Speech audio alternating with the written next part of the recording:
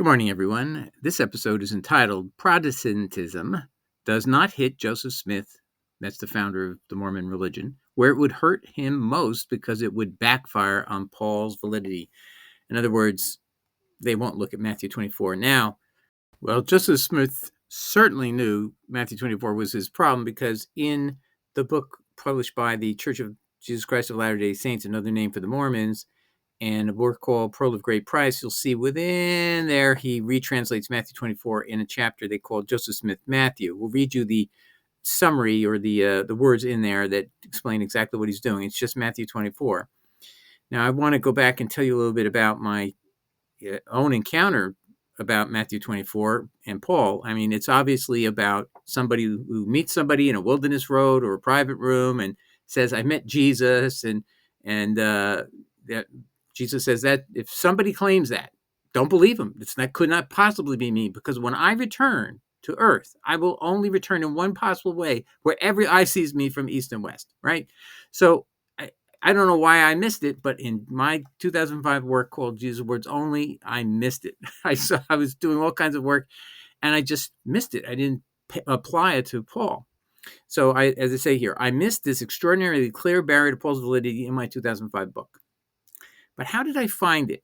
I found it somebody said to me, "What do you think of the Mormons?" I thought, well, let me do an analysis of them. And somewhere in there, I found what they were telling us why Christians won't ever use Matthew 24 against the prophet, Joseph Smith. That's who they call him, the prophet.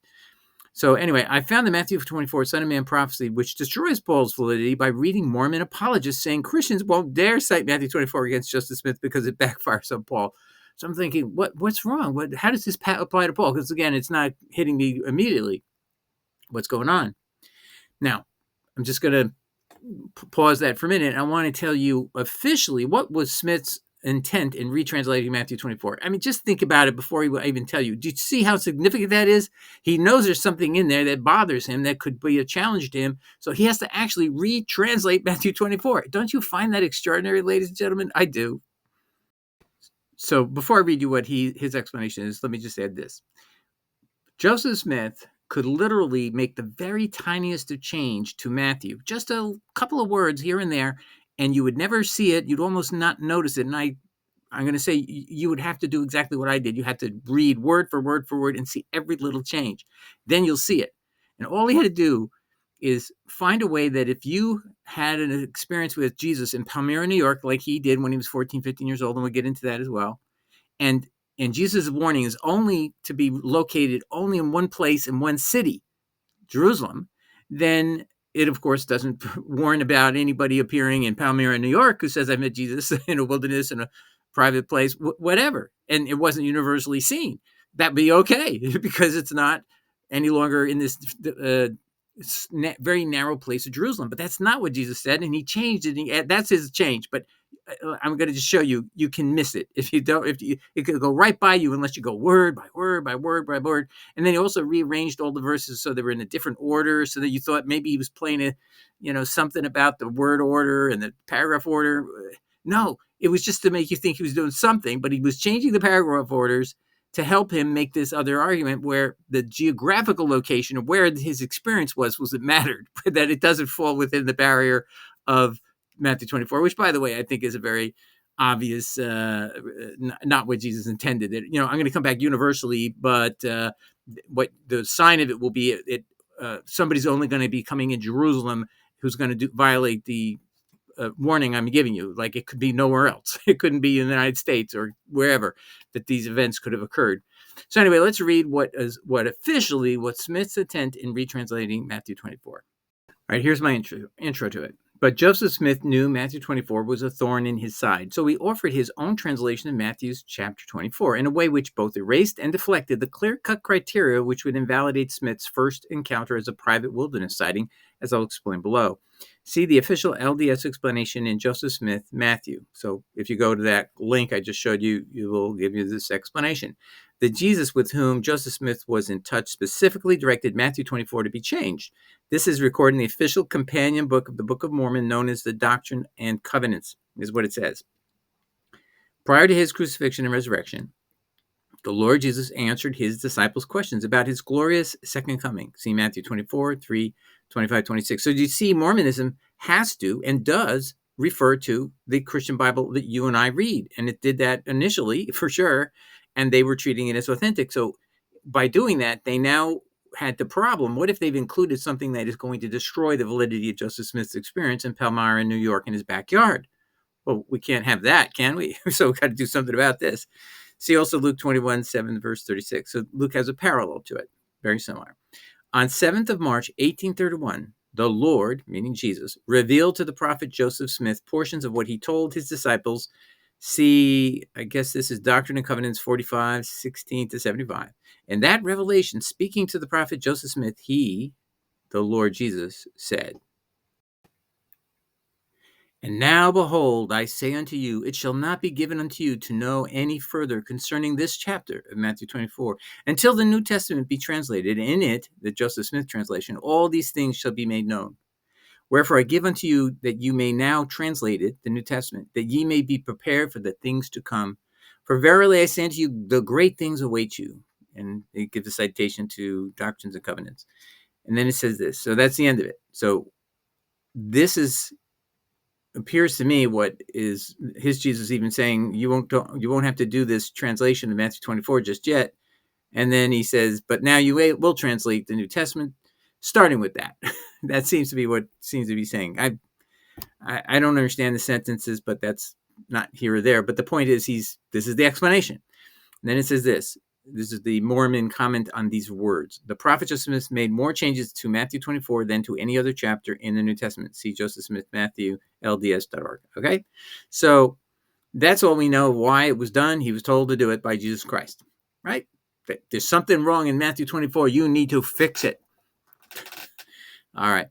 These Mormon scholar comments that I read that were telling me, hey, Pauline Christians won't ever expose this problem about Joseph Smith, so we really don't have to worry about it. But the Mormon scholar comments were to explain why Joseph Smith had to retranslate under angel guidance Matthew 24. So that's what we're going to look at today a little bit here. So here's the actual passage when you look at Matthew 24. Jesus foretells the impending destruction of Jerusalem. Now that's key. See how even the headings, the way it's officially applicable, are going to localize Jerusalem as the place where all these events could happen, and if they happen anywhere else, they don't come within the contours of Matthew 24. You can just ignore them if it's not happening at Jerusalem. If there's no Jesus appearing at Jerusalem saying, "I'm Jesus," it doesn't matter. Don't worry about that. So Palmyra, New York is off the table. Don't even think about it. Now, I can go through all this with you, but I'm just going to show you now what is Joseph Smith's personal story of the appearance of Jesus himself. How did he start? What was the first thing? Just like the experience of Paul on the road to Damascus, there's the same type thing that's going to be said here in the summary of Joseph Smith's experience with his Jesus, okay? And this is in the official Pearl of Great Price, okay? So we're going to read this, it's an excerpt. So, in accordance with this, that's Joseph Smith, my determination to ask of God, I retired to the woods, a wilderness. See, so when he wrote this, and can't take it back years later, he's already put his foot in it, and he didn't know Matthew 24 would be talking about a wilderness. I retired to the woods to make the attempt. It was on the morning of a beautiful, clear day, early in the spring of 1820. Okay. I kneeled down and began to offer up the desires of my heart to God. I saw a pillar of light, exactly like who? Paul. Exactly over my head. When the light rested upon me, I saw two personages whose brightness and glory defy all description. One of them spake unto me, calling me by name, and said, pointing to the other, "This is my beloved Son, hear him." I asked the personages who stood above me in the light, which of all the sex was right, for at this time it had never entered into my heart that all were wrong. I just want to pause here. Is he saying he saw this in his brain, in a dream, in a vision? By the way, if you go look at the Law and Prophets, you'll see many of the prophets say, in a vision or in a dream, I saw this or heard this. See, so if you're talking this way, you're talking about something that's extramental, outside of your own brain. You're experiencing this, and so others can experience it with you if they were present. So Paul has that, where men are with him and they can see the light, they can hear the voice, and so it's not in Paul's head, it's neither in Joseph Smith's head. So that's the problem, the way it was written. He wasn't in my bed. I wasn't laying it down asleep. I'm having a vision. No, I was outside in the woods, in the wilderness. And then these two personages come down. One speaks to the other as the other is the son. This is my beloved son. I asked the personages who stood above me in the light, which of all the sects was right? For at this time it had never entered into my heart that all were wrong, in which I should join. I was answered that I must join none of them, for they were all wrong. I soon found, however, that my telling the story had excited a great deal of prejudice against me among professors or believers of religion, and was the cause of a great persecution, which continued to increase. And though I was an obscure boy, only about 14 and 15 years of age. So this happened when he was a minor. That's okay. Jeremiah was a minor when he was called, right? Yet men of high standing would take notice sufficient to excite the public mind against me and create a bitter persecution. And this was common among all the sects, all united to persecute me. Pearl of Great Price, Joseph Smith, History, 1:5-8, verses 5 to 8, verses 14 to 19, and verse 22. Okay? So clearly, this is almost identical to Paul's experience, except there were not men. Men were with Paul, they heard the voice, and they saw the light. So it was clearly an extra-mental experience of Paul. And here it's obviously also an extra-mental experience. It's something he's seeing out in the woods, not in his bed.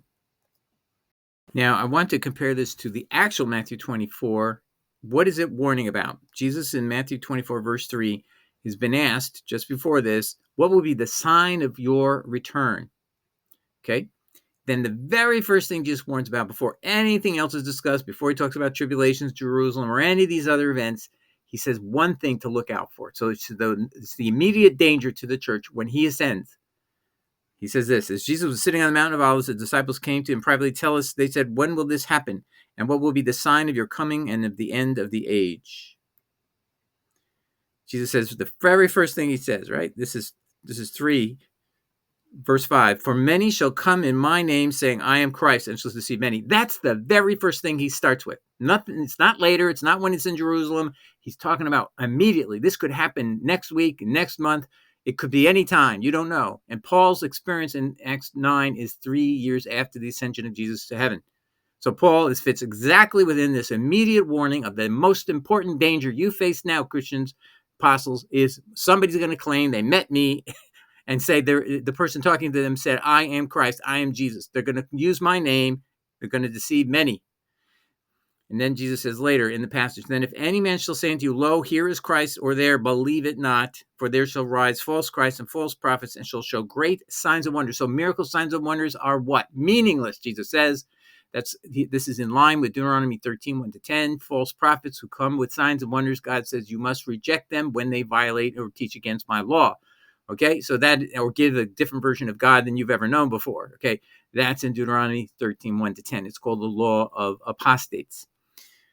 For there shall arise false Christs and false prophets, and shall show great signs and wonders, insomuch that if it were possible, they shall deceive the very elect. This is so good that even a person who's truly following Christ could, maybe even that kind of person could be deceived. It would be so powerful, this message. Behold, I have told you before. Verse 26, wherefore, if they shall say unto you, behold, he is in the desert, go not forth, behold, he is in the secret chambers, or in the inner rooms is a better translation. So behold, he is in the desert, he's in a wilderness place is another good translation. Go not forth, do not follow this person. Behold, he is in the inner rooms, like a private room, a private barrack, believe it not. Paul had both of these events, both one in the wilderness. The road outside Damascus is considered a wilderness. Anything side of a city is called city. Anything outside a city in those days was called wilderness. So if you're taking a road, there's no Motel 6 outside of a city. So you're in the wilderness before you get into the city, just so you know how it works. And then Paul in Acts 23:11 says, hey, Jesus came down from heaven to me personally in my barracks and stood beside me to strengthen me. Wow. This Jesus that he's having is having a physical appearance on earth multiple times in both a wilderness and a desert and a private room. I mean, you can't make this stuff up. It's too perfect. Jesus gave a prophecy that's so on point that means he's trying to get through to us, but we're so dense.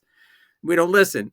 Verse 27, for as the lightning comes out of the east, and it's plural, east, and I'll tell you why that's important, and shines even unto the west, and that's plural wests. so shall also the coming of the Son of Man be. So what Jesus is saying is, when I come back, I'm going to be seen from every point east, every point west at the same time. Somehow, the miraculous way that God works, Jesus' return will be visually available to everyone when you look up from any point east and west on earth. So it's a universal return. Everyone will see me. It's a major event of all time. It could not be hidden. It could be not done in a small little city. It had to be done universally. So the exclusion of Paul from the Bible is mandatory, because his Jesus cannot be our Jesus. His Jesus appears to him in a private room in Acts 23:11, and then in the account in Acts 9, and again in 23, I think it is, in 26. His Jesus never appears universally. It's just seen by two men, heard by two men, or a couple of men with him, heard by them. They see the light. They don't understand the Hebrew that Jesus is speaking, but Paul speaks Hebrew and he can understand it. So we have a complete, clear claim or proof from our Lord Jesus that what this person is happening, both Paul and Joseph Smith, have to be, at least at minimum, demonic spirits pretending to be Jesus. And Paul says he doesn't even know who Jesus was. When he shows up, he says, "Who are you, sir?" Let's take a look at Acts 9, verse 5. And Paul said, "Who are you?" So he sees this person who's going to respond. He's going to say, "I am Jesus." Paul doesn't know it's Jesus. So the word Lord made you and I think, oh, he recognizes him as Jesus. But the word Lord is an acronym from maybe Old English. You could do it because it's a substitute word for the word sir. So who are you, sir? A term of politeness. So in those days, if you watched Downton Abbey, you would address anyone who you met in the first instance, and you wanted to ascribe a humble nature to yourself and show admiration for the person you met. You'd say, "Who are you, Lord?" in that sense of someone superior to yourself. But that's all. But whoever this is, Paul does not recognize who it is. He doesn't know if it's Jesus or not. That means he didn't know who Jesus was on earth when he was walking the earth and preaching. He never saw him, because he would have recognized him here, right? So that means he didn't meet Jesus. He couldn't prove from his own memory that this was Jesus. He was simply taking the word for it from this spirit or this person. This person is appearing apparently physically with a beam of light. Let's read a little further. Then Jesus, the Lord, said, "I am Jesus whom you are persecuting. It is hard for you to kick against the goads," a verse out of a pagan play called the Backfire by Euripides, but I'm going to pause on that. And then he says this: "So he, trembling and astonished," that's Paul. Now, Paul is giving this account to Luke, because Luke tells you, "I wasn't with him in any of these things. These are eyewitnesses I'm relying upon." He tells Theophilus, beginning in Luke 1, verse 1-3. And he says, "I'm relying upon witnesses to tell me what happened." So he's an historian. He's not claiming to be an inspired writer, just so you know, as to Book of Acts for sure. This is just history. So he, Paul, trembling and astonished, said, "Lord, Kyrios, sir, what do you want me to do?" He's still talking to him as a sir, not as his Lord, master. He isn't converted to anything. That's the other thing. This is why using mistranslations deceive you. He didn't mean Lord here. He didn't mean Lord here. He's talking to someone he doesn't know, being respectful, and calling him sir. "Who are you, sir?" And Mr. Mounsey has one of the meanings of the word Kyrios is sir, a term of respect to someone you don't know. Okay? Then the Lord said to him, "Arise." So the master said to him, "Arise and go into the city, and you will be told what you must do." Now, that's it. That's the entire call of Paul. It ends right there. Now, you're going to see embellishments by Paul that adds all kinds of stuff later, but they are not here. His Jesus has virtually nothing. I just want you to keep that in mind. "And the men who journeyed with him stood speechless, hearing a voice, but seeing no one." So did this experience of Paul only exist in his mind as a vision? No. The men with him could do what? They heard the voice, but they saw no one. They didn't see anyone. Why? And if you listen carefully, Luke is describing, or Paul is describing to Luke, this is a big, bright light, and by focusing in on it himself, he blinded himself by looking into the strong light. It was a blinding light. "Then Saul arose from the ground, and when his eyes were opened, he saw no one. But they led him by the hand and brought him to Damascus. And he was 3 days without sight, and neither ate nor drank." That's it. So you can compare this account with this account from Joseph Smith, and it has all the same parallels. Both are in a wilderness place outside of a city in Paul's day of Damascus, outside of the city where Joseph Smith lived. Both of them had in bright light come down. physically. Jesus appears to them. It's not in his brain. Neither one are having visions. Each of them are experiencing a real event in real time. That's why Paul has a physical blindness happen to his eyes, right? So such a bright light. Other men hear the voice in Paul's case. Joseph Smith is alone, but he's claiming this is just like any other experience that people like Paul had, which Jesus and Yahweh come down to speak with Joseph Smith. And then he gets a special message, and basically he's a young person, and he's told that all Christian religions are false or wrong. Something's wrong with all of them. Now, I want to also show you that Paul claims that his Jesus came physically to him, just so you can see why Pauline Christians are embarrassed to ever have to try to attack Joseph Smith on the real strongest grounds against him, which is he violates Matthew 24, because look what happens to Paul. Paul claims in 1 Corinthians 15, verses 5 to 8, that Jesus physically appeared to him just like he did to all the other people before him. And he, Jesus, was seen by Cephas, that's Peter, then by the 12, and that he was seen by over 500 brethren at once, of whom the greater part remain to the present. Now, by the way, notice who is excluding himself from the 12. He isn't even an apostle. He isn't even called by Jesus yet, okay? He hasn't even had his experience yet, and he's calling all the others the 12. Just keep that in mind. He knows he's not part of the 12. And that he was seen by over 500 brethren at once, of whom the greater part remain to the present, but some have fallen asleep. After that, he was seen by James, that's the brother of Jesus, then by all the apostles. Then, last of all, he was seen by me also. So does he include himself in the original apostles? No. Does he include himself within the 12? No. So right there, unwittingly, Paul invalidates himself as an apostle of Jesus Christ, because he can't be. There's no more than 12. The New Jerusalem is what? Founded on 12 foundation stones, who are whom?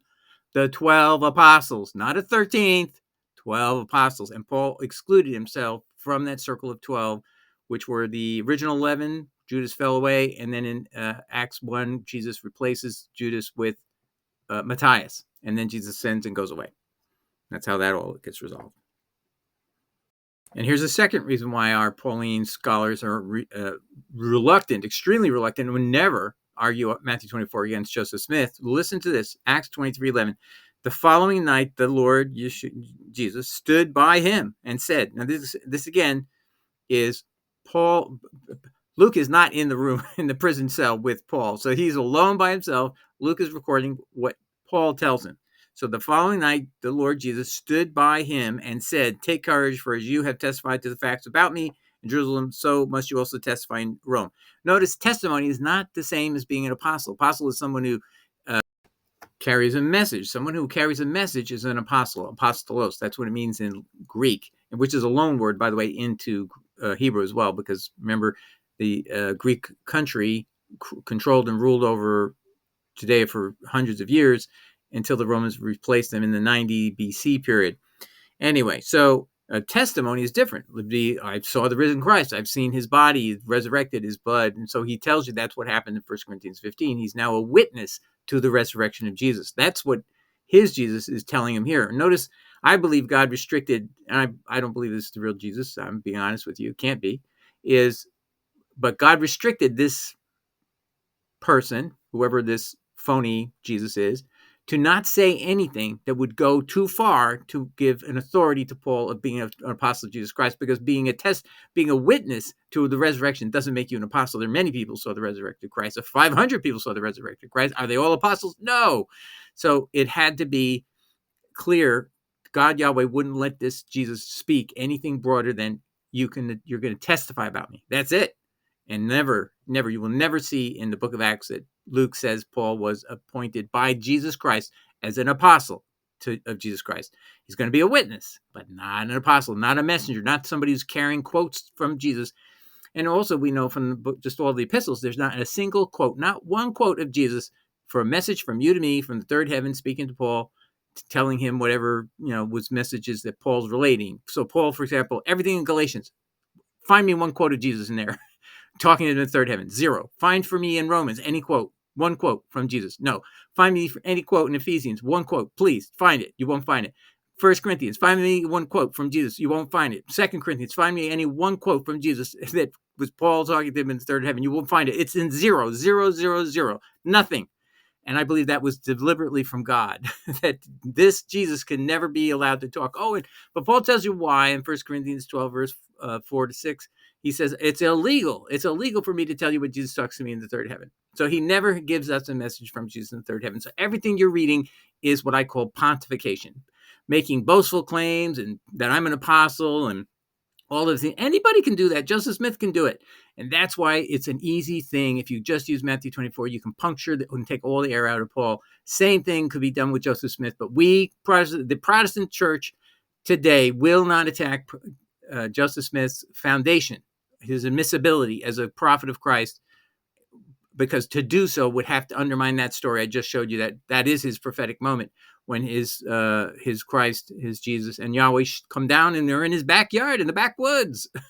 And we won't attack it, because to do that is to attack Paul, because the same principle that would undermine Paul in Matthew 24 would undermine completely Joseph Smith as well. Now, I want to show you something that if you study Joseph Smith's work and try to figure out how he's going to shield himself from Matthew 24, he doesn't know that Pauline Christianity himself would never attack him using Matthew 24. So he's trying to find a way to do it, claim that, all Christianity is wrong, but I agree that the Gospels are important or valid.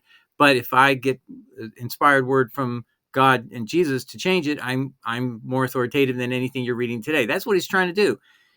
But if you read carefully, it looks like he's not making any significant changes. I went through the whole thing and I went in detail that he moved, for example, Matthew 24, verse 6 to what he calls 1:23. That's all he does. He's not really doing much there. He does a similar thing with verse 7 here. He does it again. He just takes out this verse here completely, verse 14. Okay, one verse is missing. And this gospel of the kingdom shall be preached unto all the world for a witness unto all nations, and then shall the end come. That's it's just gone. It doesn't tell us why he would remove that. So in all this untouched, and again, this is a brand new verse. All things which have befallen them are only the beginning of the sorrows which shall come upon them. So why is he adding a new verse? It's not obvious. It's not obvious. He has another new verse here. 21 is new as well. Behold, these things I have spoken to concerning the Jews. Now that is new. And Jerusalem. And that's the clue. He's starting to make it sound like all of these events are for the Jews in the Jerusalem. And so the warnings of Christ are only for people who are Jewish people and only for people who live near Jerusalem. And I'm going to show you that now. Okay, here is the pertinent Joseph Smith version in Matthew 24, where one can see the materiality of the alterations. They're highlighted in purple. Okay, so let me just show you what I mean by highlighted in purple. See these words? Purple, purple, purple. And no purple there. So there's one purple here. So there's very little change. How many words are being changed? 3, 4, 5, 6, 7, 8, 9, 10, 11. 11 words. That's all it took to deflect it. That Palmyra, New York is off the radar of Jesus. That's not what he's talking about. He's talking about something else. So let's read these words in context. I'll kind of read some of the surrounding words that are not really changed materially. Verse 6, for many shall come in my name, saying, I am Christ, and shall deceive many. Verse 12. So I'm just showing you the material passages. When you therefore shall see the abomination of desolation spoken of by Daniel the prophet concerning the destruction of Jerusalem, then you shall stand in the holy place. Whoso readeth, let him understand.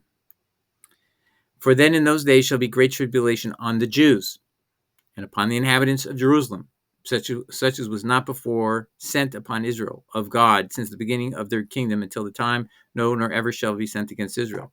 Verse 21, behold, these things I have spoken unto you concerning the Jews, and again after the tribulation of these days which shall come upon Jerusalem, if any man shall say unto you, lo, here is Christ, or there believe him not. See what he's doing? He's trying to juxtapose these words so that you start thinking in your head, maybe this warning about a false Christ coming could only be in Jerusalem or to the Jewish people, couldn't be possibly to me in Palmyra, New York. For in those days shall rise. Okay, so nothing else changes. So do you see that's all he could do to try to change it so that maybe you'd see it differently than the way it reads now in the Greek text. And you wouldn't think that Jesus is talking about the Jews only or the city of Jerusalem in the warning. The warning was a universal warning because it was anybody who says they saw me anywhere is what he says. It starts off right there, at the very beginning. So it had nothing to do just with Jerusalem. It could be anything, anywhere, in any place, anytime.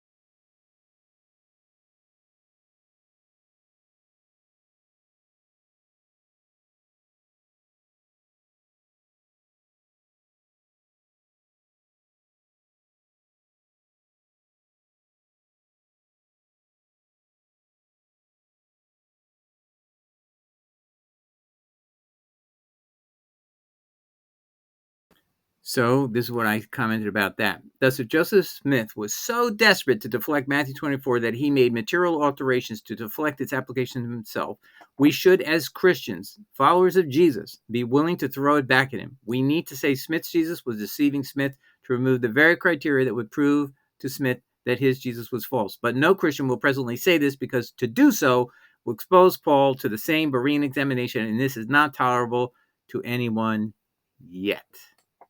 So I'm going to say something pretty harsh, but I believe on Judgment Day, all the Protestant Christian leadership, the people who were in charge of the Bible, in charge of the ministries, that when they saw Joseph Smith arise and they were silent, and they did so because they knew to bring it up would hurt Paul's validity, these people are betrayers of Christ, because you cannot withhold the protection of the word. Jesus's words were meant to protect his name, his legacy, and who he was, and who could speak for him.